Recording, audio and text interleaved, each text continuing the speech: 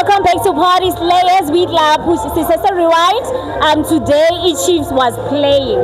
So Ubuti unama comments for Chiefs. How are you, my brother? I'm okay, thanks yourself. I'm good. Chiefs was playing. Idlale kanjani?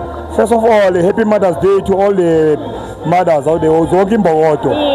Yes. And then for the Chiefs, I'm a Sundown supporter. Yeah. But I'm disappointed with Chiefs because we know Chiefs is a big brand in South Africa.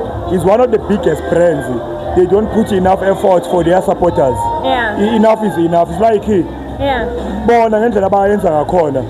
them, what is more important? Brand yabo, marketing, keepers but what do they get for their supporters? Yeah. I mean, this season alone, how many quality players have they bought? Yeah. How many players are replaced? This cannot go like as usual. Yeah. Kaizer Chiefs need to make sure ukuthi abalandeli bayo babathatha serious. Yeah. Enough is enough. Yes, sila manje. Abalandeli abaningi la obvious Sundowns team encane hayi me Sundowns supporter ngabe Pirates nabe Chiefs. And abe Pirates at least iyazama. Abalandeli be Chiefs fanele baphile lempilo until when?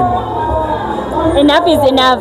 Kaizer Chiefs, nami I favor Kaizer Chiefs, but I think I'm saying Katelo. Anyways, I'm not a big supporter soccer, but Chiefs ngiyayithanda mara sayisizubhlungu kakhulu like ayicabangela my feelings with.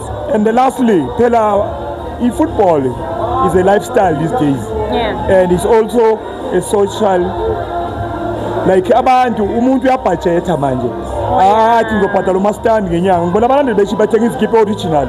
Besides lezi ze-fake kuphi but ukuthi uthatha imali yakho uyothenga isikipha se-1.2 usigqokelana and then ithi imenzeka so no to uboss omkhulu uDr Kaizer to Jessica Mtaung to Bobby Mtaung. Yes. Guys, as a Sundown supporter, as an opposition, I've got family members who are staunch Chiefs supporters who buy a t-shirt season in season out. Enough is enough. Take care of these guys. Shout out. Take care of the team, guys. Take care of your supporters. Your supporters need you. Like sicela groundini badlale kangcono. Like it's very iphathana amahloni into abayenzayo. But anyways, as sina Party Slayer, besibukela ibhola Rewind today. It's a Women's Day. Happy Women's Day to every woman out there.